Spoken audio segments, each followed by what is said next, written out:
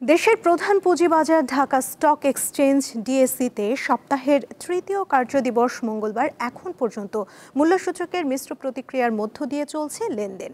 বেড়েছে বেশিরভাগ কোম্পানির শেয়ার দর। এ বিষয়ে জানাতে যুক্ত আছেন আমাদের সহকর্মী শাহরিয়ার ইমন।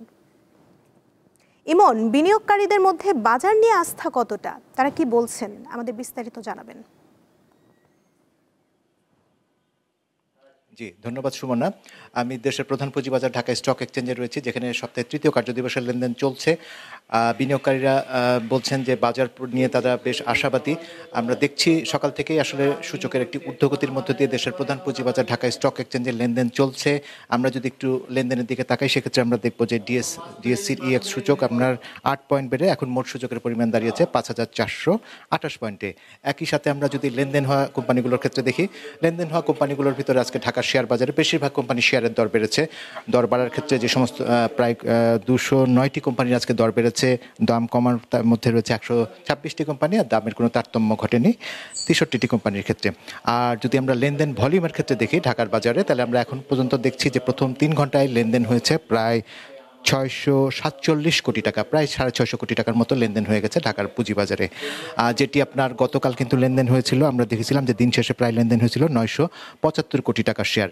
সেক্ষেত্রে বিনিয়োগকারীরা আশা করছেন যে বাজারে আজকে একটি ভালো লেনদেন হবে, একটু ভালো পরিস্থিতি থাকবে এবং চাঙ্গাভাব বিরাজ করবে, সেরকমটাই তাদের প্রত্যাশা।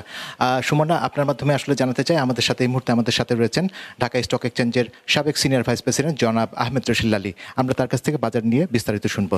জনাব আহমেদ রশিদ আলী, আপনাকে স্বাগত জানাচ্ছি আমাদের এই বিজনেস আয়োজনে। আপনার কাছে আমরা জানতে চাইবো যে আজকের পুঁজিবাজারটিকে আপনি কিভাবে দেখছেন এবং বিনিয়োগকারীদের সব মিলিয়ে যে আপনার বিনিয়োগের পরিস্থিতি কেমন বাজারে।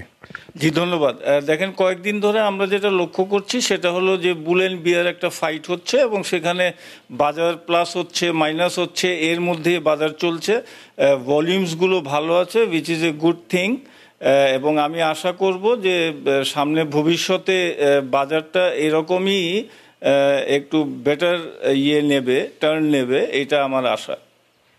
বাজারের খাতগুলোর কি অবস্থা?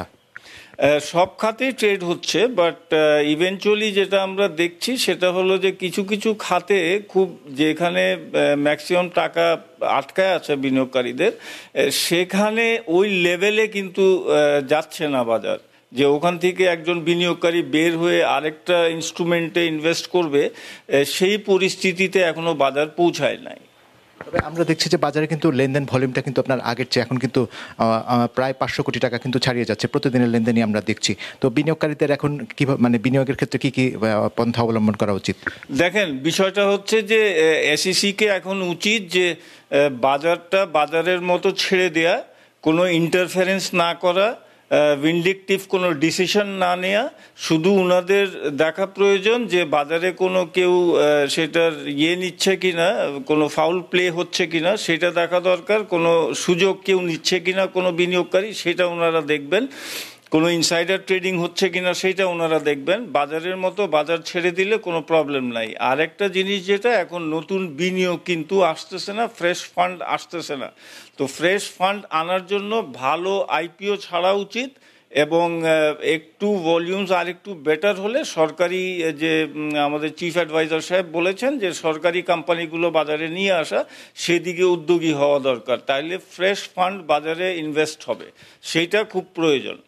আপনি বলছিলেন যে আইপিও, তো আইপিও আসার ক্ষেত্রে কি সমস্যা? আমরা অনেকদিন ধরে শুনছি যে আইপিও আসবে, কিন্তু আমরা তো সেভাবে আইপিও দেখছি না। মূল সমস্যাটা কোথায়? দেখেন, আইপিও অনেকগুলো ক্যান্সেল হয়েছে, হ্যাঁ, যেগুলো দুর্বল আইপিও সেগুলো এসইসি ক্যান্সেল করেছে। এখন ভালো আইপিও এটা বের করতে হবে, মার্কেটিং করতে হবে, এবং এটা ডিএসসির উপরেও কিছুটা ছেড়ে দিতে হবে। ডিএসসিও সেটা নতুন আইপিও ভালো কোম্পানিগুলো নিয়ে আসার জন্য তাদেরকে এই মার্কেটিংয়ের কাজটা করতে হবে ডিএসসিকেও।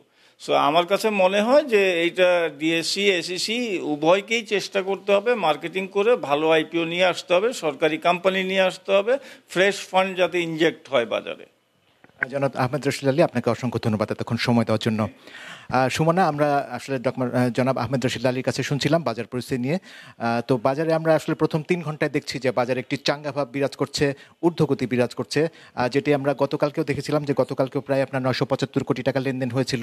একই সাথে ডিএসইএক্স সূচক যেটি আপনার, সেটিও আমরা দেখেছিলাম যে 18 পয়েন্ট বেড়ে আসলে ঢাকার পুঁজিবাজারে লেনদেন শেষ হয়েছিল।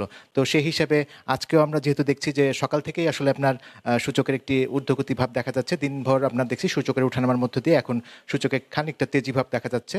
তো আরও 1.5 ঘন্টা যেহেতু লেনদেন বাকি আছে, 1.5 ঘন্টা পরে আসলে বোঝা যাবে যে বাজারের আসলে সবশেষ লেনদেন কি যে দাঁড়ায় এবং সূচকের কি অবস্থা দাঁড়ায়। তো সুমনা, আমার হাতে এখন পর্যন্ত এতটুকু ছিল দেশের প্রধান পুঁজিবাজার ঢাকা স্টক এক্সচেঞ্জে।